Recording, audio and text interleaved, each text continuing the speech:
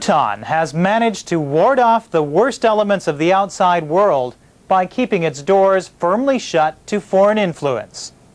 Over the years, however, the Himalayan kingdom has been forced to embrace some 21st century necessities. But the arrival of electricity, transport, and the internet have created a whole new set of headaches. Now Bhutanese authorities are ready to modernize, but they also want to ensure that development does not come at the cost of their precious heritage. Usha Albuquerque has the story. It is hard to find this country on any map. Cut off from the outside world for many years, shrouded in mystery, a Shangri-La of unspoiled beauty, spectacular architecture, and a gentle, almost innocent people. But change is coming to Bhutan. TV and the internet arrived a few years ago. Now the other trappings of modern city life have joined them. Increased traffic and congestion, pollution, and inadequate housing. What was once a small settlement of Buddhist monasteries strung along the banks of the Wangchu River is now a bustling city of 47,000. The strain is beginning to show. Bhutan's rich Tibetan-style architecture is under threat. The urgent question for Bhutan's authorities has become, how do they preserve its past while allowing for its inevitable growth in the future? We want to, it's not an example, but something that we can be proud of, that how our capital city is, not only for our country itself, but for the other countries to see that how we have brought in the development. Have a look at this drawing. We're going to have to use it in a public meeting, and I think it looks a little bit muddy. Enter Christopher Benninger, an American-trained architect who's been given the task of creating 21st century Thimphu. Benninger has lived in the region for more than 30 years, but that hasn't made his task any easier. They realize it's a capital city, so they're looking for imagery, they're looking for an icon, they're looking for something which gives meaning to the whole nation. On the other hand, they also live in the city and they face very real problems.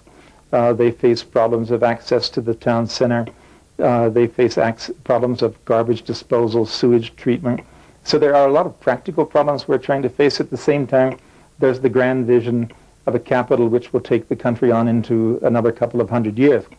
To transform a medieval town into an urban center is a formidable task, more so when the key elements that give Thimphu its distinct identity are to be retained: the ancient fortress, monuments, temples, paddy fields, and its community structure. Though the people of Thimphu have their reservations, building on Bhutan's rich architectural and cultural heritage is a challenge Christopher Benninger has set himself.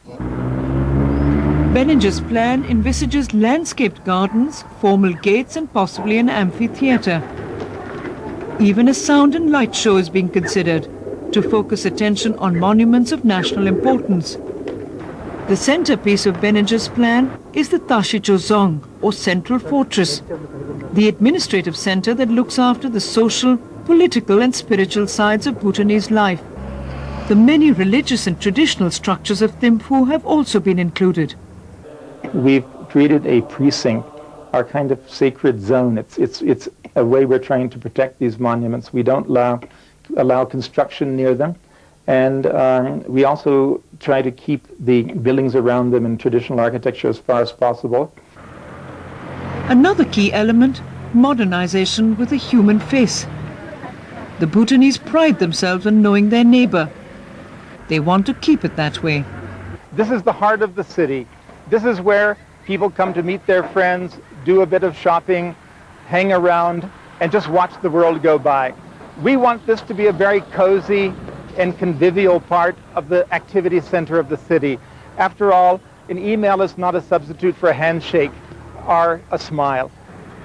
There'll also be a city bus service and electric tram system. But cars will be restricted from entering the city center, which will be essentially for pedestrians. We don't want the cancer of urban sprawl to characterize the city, to spread the infrastructure beyond the point where it can be maintained. Benninger's plans have not come without controversy. The plan, which will cost $1 billion and take 25 years to complete, has received remarkably little publicity. The editor of Bhutan's only newspaper, which introduced the plan to the people, says protests and complaints have come pouring in.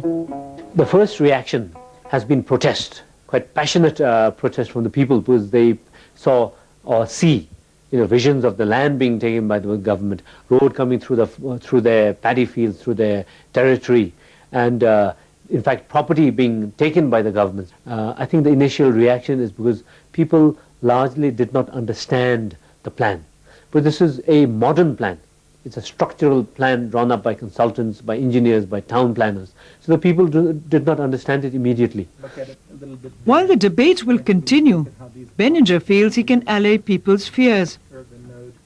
I think I have something going for me here in Bhutan, and that is that it's a very self-aware culture. The people of Bhutan realize that they have something special about themselves, and as a planner I can build on that. Many Asian cities have botched the job of modernizing while preserving rich historical and cultural pasts.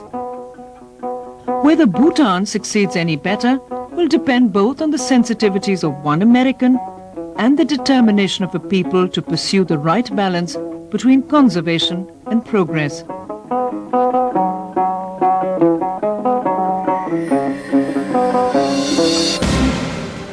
And that's all we have time for on Focus Asia this week.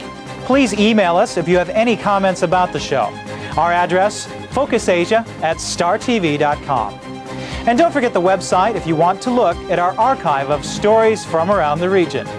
Thanks for watching. I'm Joe Kynes. Goodbye.